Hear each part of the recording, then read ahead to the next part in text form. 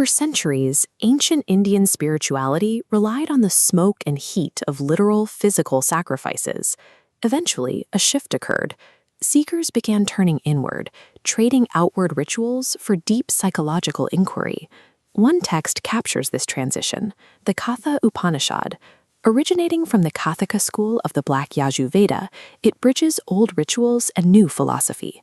Scholars trace its core narrative, the episode of Nachiketa and death, to even older Brahmanic traditions. The narrative begins with a wealthy householder named Vajashravas. He decides to perform the Vishwajit sacrifice, an intense ritual demanding the surrender of absolutely all his earthly possessions in exchange for spiritual merit. But Vajashravas hesitates.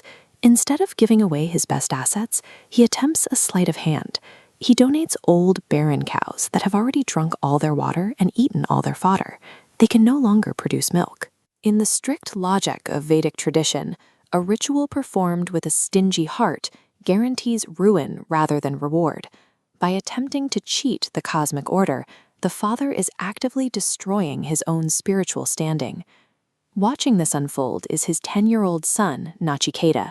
Despite his youth, the boy possesses a rare psychological trait known as mumukshutva, an uncompromising longing for absolute truth.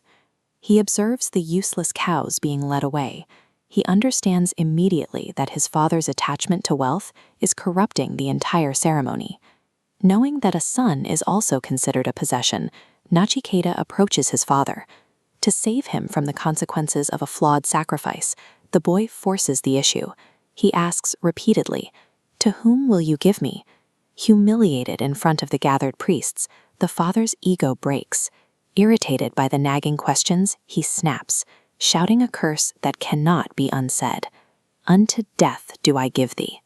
Words spoken during a sacrifice carry absolute weight. With a single loss of temper, a standard religious ceremony becomes an irreversible decree. Nachiketa must now be surrendered to the Lord of Death.